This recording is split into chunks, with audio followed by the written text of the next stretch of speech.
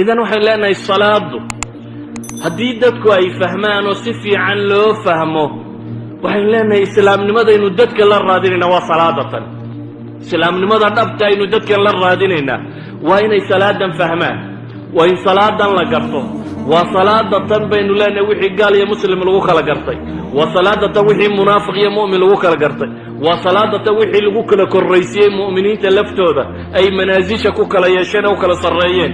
وصلاة بين لنا وحا هوية هذا الشيء ضد ماذا هذا هي عدة كتر سنتية ماشا هذا أبترسين تادو قشو وصلاة وحا الشيء وصلاة الشيء بين لنا ضدون تهي إلهينا وربي كويه إن هذا هو الضون تهي إلهينا وربي كويه وصلاة تاشيغي سبين لنا إنا ترميسان تهي عدكلو لقرقار سداينا نيشريني ساقمو يعني إياك نعبد وإياك نستعين كاليجينا تكالمك الضلبيسو إساقو قرينا تقرقار سنيس سيدرات با إلهي وحينو قيري سبحانه وتعالى واستعينوا بالصبر والصلاة وإنها لكبيرة إلا على الخاشعين قرقار سدا با ليدي صبر هي صلاة وشيء كان سنيي إن هذا ربي توسق حدناته إن هذا عدنا با كلا مرن إلهي سبحانه وتعالى إن توسق حدناته ولذلك بوحي الله إن الصلاة ده هدينو سفي عنه قرنه ومعالم التربية كوا وين بين لنا ما أنت نوحل غيابه الدين ندين هذا در الصلاة كصاب سنين لا هذا الصلاة وسكوت النقانان عدوها قلتاجي إن وحوين لمودين مركز صلاة لقى ورمية إن دتكو صلاة دتكو ويادي إذا وحم قنوي هاي بين لنا صلاة دنيا فهم كذي تكشدي دي حاجة جدًا هذه تنمل غهوبيه وحنسلي السلام لماذا أنت وقبض نجمل بالغهوبيه هذه إذا صفي عن لو قرته أو يصفي عن إنه قرد عداده ولذلك صلاة إنه وحو البتلمام يسوي حقو شيء نبي شعيب قال دي كهرتي بمحيكو يراده قالوا يا شعيب أصلاتك تأمرك أن نترك ما يعبد آباؤنا أو أن نفعل في أموالنا ما نشاء إنك لأنت الحليم الرشيد وحيدادين نبي شعيب ما صلاة دا يا كفار يسبا يدادين إنا نكتق نوحي أبا يا شيء عابدين هاي صلاة دا كفريسة إياك نعبد بابا لليه صلاة فريسة إن الله قرى لقدم بيه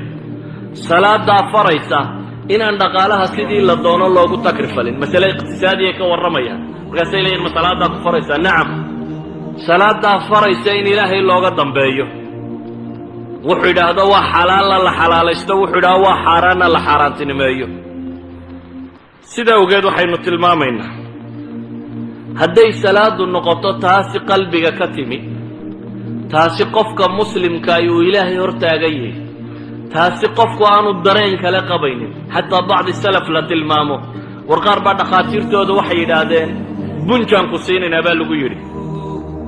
زين العابدين بالرجين ينجي بنجي قوائن بعشان لغو صخرامه بعشان مورفين تا كان نرتا لغا صوغرو جيتان يري مريسا markay dhidhiijiyaan kamida mukhadaraadka la cabo mukhadaraadkaasi waxa kale loo isticmaalaa in dadka lagu suuxiyo marka la qalayo dabeetana nabar baa la yidhi baa adinka kaga yaalay waan dhakhtar baa wuxuu yidhi waxaad u baahan tahay qalitaan baan rabnaa inaan kuu samayno si qalitaanka loogu sameeyo baa la yidhi bunja lagu siinaya oo bunjigu caqliga ma dooriyaa buu ku yidhi markaasa la yidhi haa markaasuu yidhi cabdi maa iga daayo salaad baan gelayaa markaan ilaahay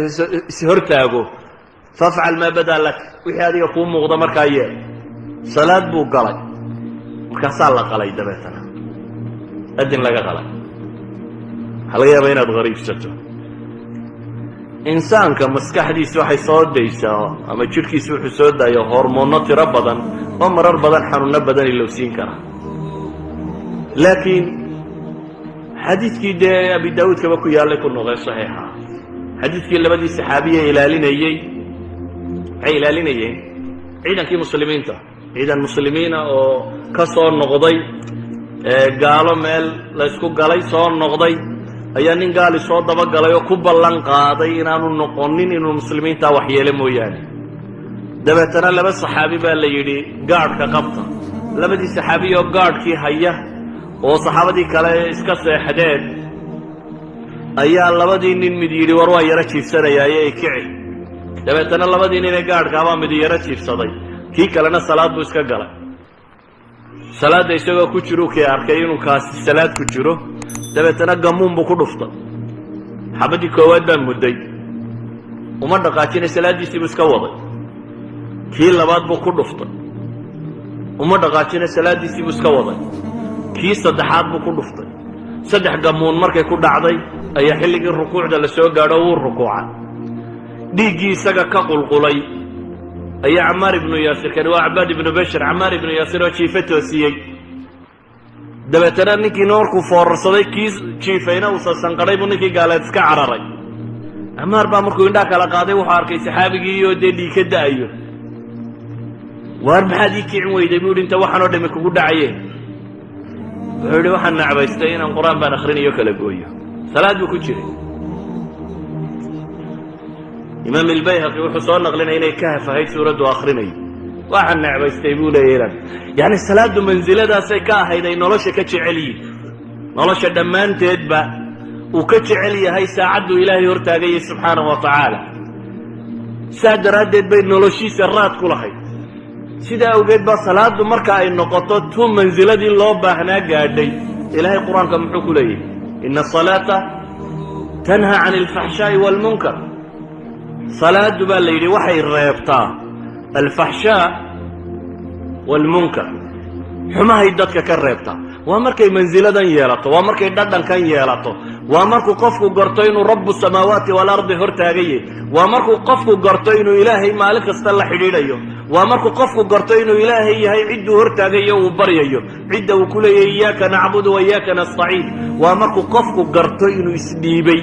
oo wax uu ilaashado dambe aanay u hadhin ee salaada ay tahay waxa uu ilaalinaya salaada ay tahay waxa uu ilaalinaya walidaalika ayuha alaxiba waxaynu leenahay salaadaas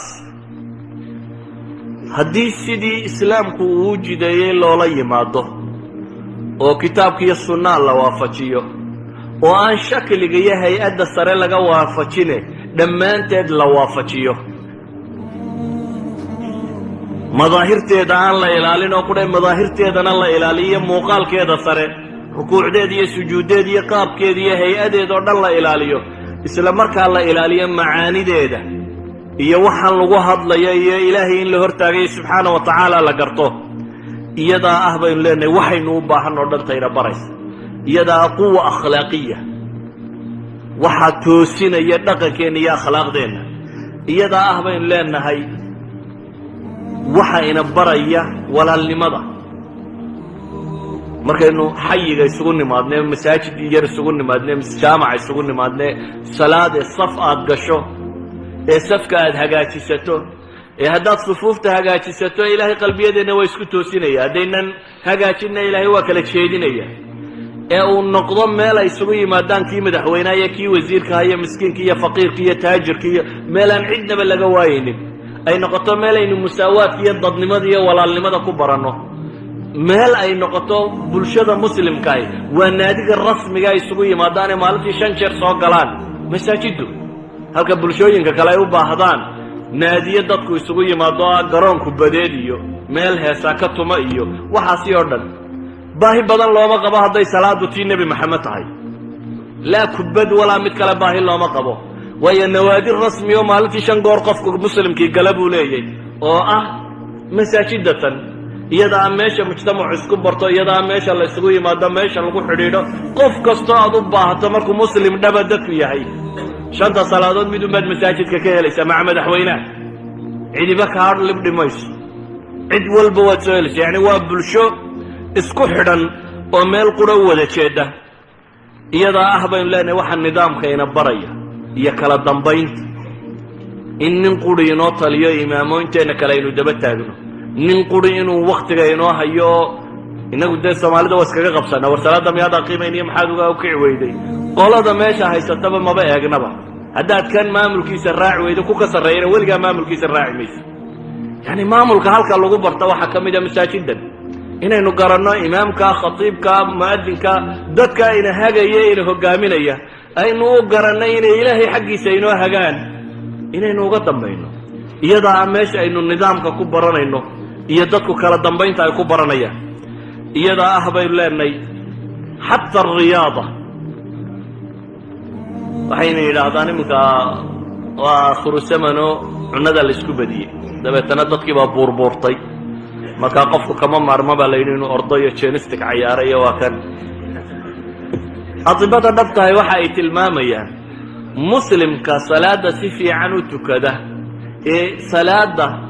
iyo sameeya bay yidhaahdeen jamaca inuu tago inaanu exercise kale u baahnayn salaadu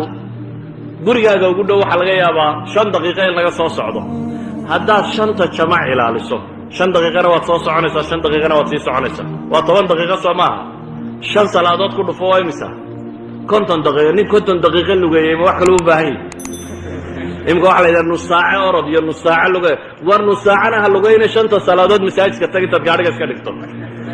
5 salaadood ee jamaca oo aad masaajidka xaadirto ayaa kuugu filan bale atibada rasmigii waxay maanta tilmaamayaan sujuudan iyo rukuucdan iyo qaabkan jidhka loo fadhiistaa xataa inay yihiin qaababka ugu fiican ee circulationka dhiig wareegga bini aadamka ka qayb qaata fadhiyadana taxiyaadka iyo jalsada dhexeeya kuwan saa loo fadhiisanaya idan xataa tib uma baahnin riyaado ina bara waxay leenahay war salaadaasi haddii aynu sidii nebi maxamed sheegay salawaatu ullaahi wasalaamu caleyh haddaynu u ilaalino oo ay noqoto sidii kitaabka iyo sunnaha ku qoraa waxa ay noqonaysaa nolosheennu waxaynu uga baahnayn oo dhan baynu helaynaa nolosheenna waxaynu uga baahnayn oo dhan baynu helaynaa walidaalik waxaynu leenahay salaadu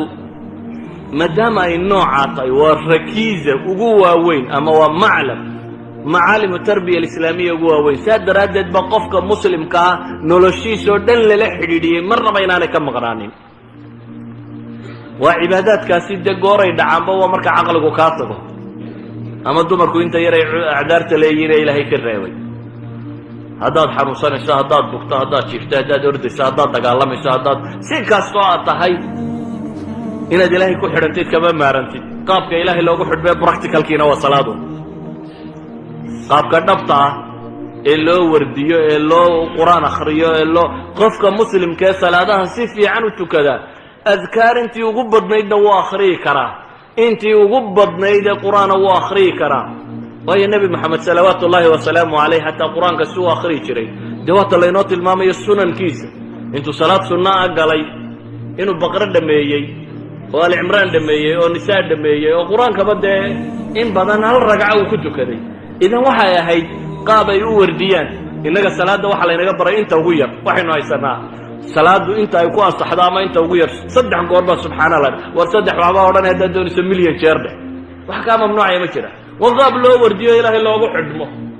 adiga maxaa kugu xidhan mar kasta inta ugu yar haddii la yidhi nebi maxamed 4 jis 5 jis buu hal ragca ku tukaday in leegna wuu rukuucsanaa muxuu akhrinayay inta leega uu rukuucayay awraadu muddo akhrinayay waa subxaana allahdan wixii la waday in leeg markuu sujuudsanaa muxuu akhrinayay subxaana allah uma la akhrinayay de sida daraaddeed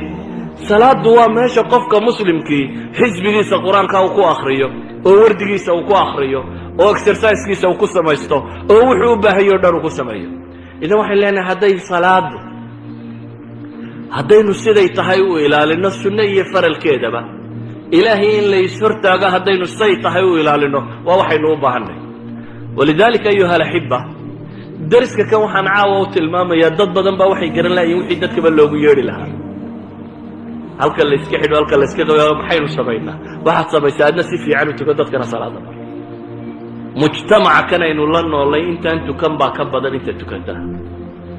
mujtamaca kan aynu la noolay inta tukata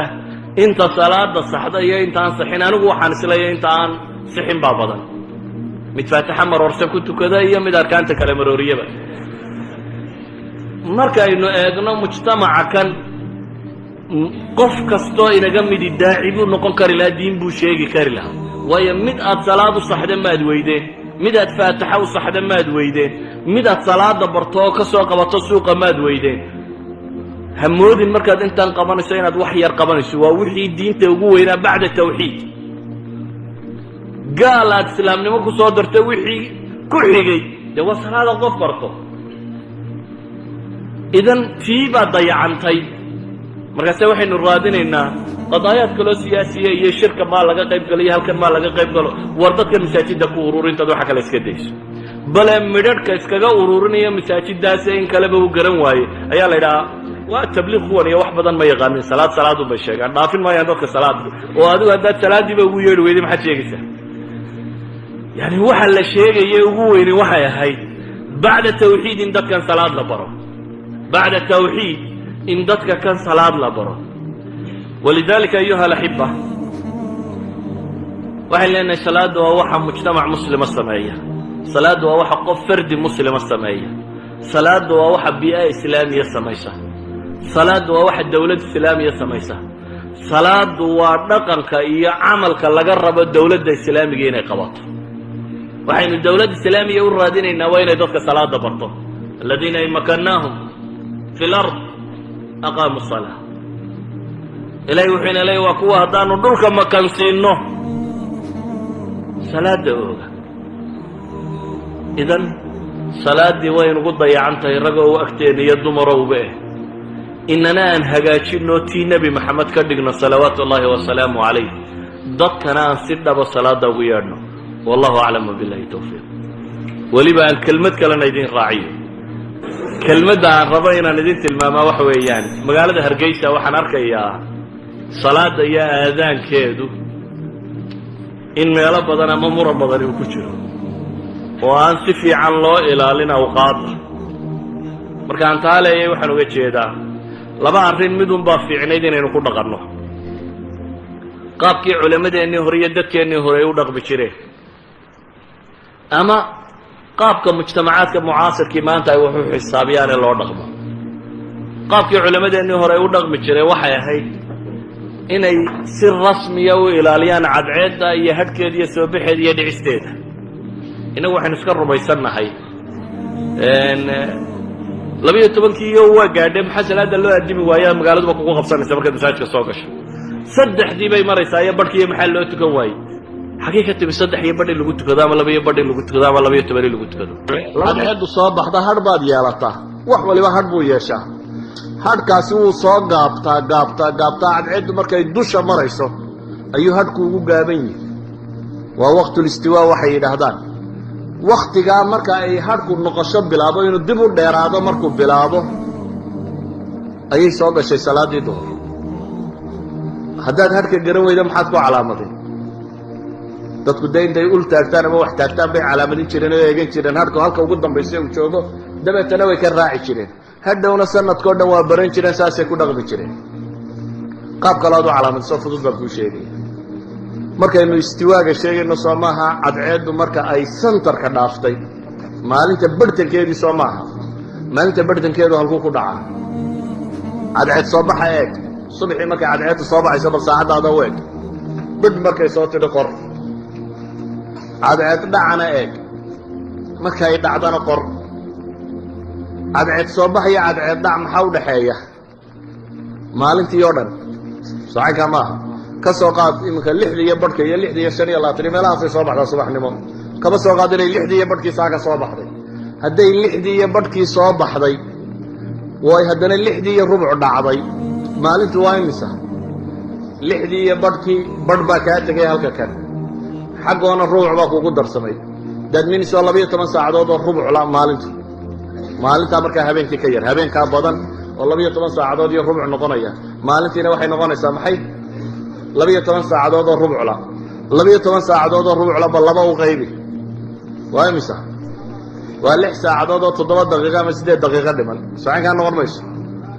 6 saacadood oo 8 daqiiqo dhiman haddaad tidhaahdo 6 iyo badhkii ku dar waa imisay noqonaysaa 6 saac oo 8 daqiiqo dhiman 6 iyo badh ku dar that means 6 marka lagu daro waa 12 badhkana 8 ka jaruur waa 22 12 iyo 22 daqiiqo haddii ay cadceeddu soo baxday 6 iyo badhka oo ay dhacday 6 iyo rubuc 12 iyo 22 daqiiqo markay maraysa baa istiwaagiya waqtigii salaadu ay mamnuuc ahayd in la tukadaa hadday miridha dhaafto maxaa bilaabmaya salaaddii duhur baa bilaabmaysa tacasar maxaynu ku calaamadaynaa marka haddaad qaabkeennii rasmiga ahaa isticmaalayso wakhtigaasi hadhku halkuu marayo qiyaas 12ka iyo 20ka ama badhkaa markaa aad duhurka u aadimaysay hadhku halkuu maraya calaamadii shay taag wuxuu doona ha noqdo hadhku halkuu maraya calaamadii xadiidkii nebigu wuxuu tilmaamayaa markuu hadhka dherarkiisu noqdo maxay jooggaaga socaynkaa maaha shay walba dilligiisu markuu leekaado intii markaa uu joogay intaasi waa dillu fayka dillu ziwaalka ay culammadu yidhahdaan ma fayu ziwaal lama xisaabiyo intaasaad ku daraysaa maxay ayaad joog ku daraysaa dherarka shaygii aad taagtay maalan bahashan baynu taagin markii ay duhurka maraysay waraaqdaa in leeg buu ahaa hadhkeedu casarku muxuu noqonayaa waraaqdaa laga bilaabo in bahashaa dherarkeedu uu ku darsamo halkaa markuu hadhku marayo ayaa waxay noqonaysaa maxay salaaddii casar markaasay noqonaysaa hadhka yar ee samaysma meesha lagu qaldamaa waa halkan meelaha inta badan qalad ka taagayna waa salaada casar hadhkan yari wakhtiyada wuu kala gedisan yihi jiilaalka xagaaga guga wuu kala gedisan yihi jiilaalku ugu dheeriyey innaga waddankeenna waddan walbana in buu joogaa maalan waddan aan beri joogi jiray baa waxaan qiyaasay fay-u zawaalku inta uu leegyahay 4 joog buu leekaa fay-u zawaalkiisa ayaa waktiga kan wuxuu leekaa maxay 4 joog yacni hadhku markuu ugu yar yahayba 4 joog kama yaraado 4taa joog unbuu soo socdaa wuxuun kusii darsamo mooyaane markaa waa inaan casarka iyo 4taa joog ku daraa maxay joog waddamo iga sokeeyey 2 joog buu leegyahay qaar iga sokeeye joog buu leegyahay innaga waxaa laga yaabaa inuu nus joog meelahaa noqdo sidaa daraaddeed wakhtiga kan jiilaalka aynu ku jirno waa wakti u baahan waayo inagu equatorka xagga sare aynu kaga naallaa marka waxaynu ka mid nahay dadka uu jiilaalka ku dheeraanaya hadhku saa daraaddeed waa wakti u baahan in fay-u zawaalka ama dillu zawaalka in la ilaaliyo si aynu hadh ugu dari karno jooggiisa sida awgeed waxaan ku talinayaa 2 midood ama iminka dee dhallinyaray mu'adiniintii isugu baxday dhallinyaroy ama tii odayada isticmaala oo cadceeddaa u baxa oo ilaaliya oo gu iyo jiilaal kale garta oo ku xisaabtama ama taqwiimaadkaasi laydin xisaabiyey ee wakhtiga lagu xisaabiyey raac xataa haddii aad raacaynin ku qiimayso eeg bal subaxii cadceed soo baxa wakhtigan uu ku qoray ma ku soo baxdaa wakhtigan uu dhicista ku qoray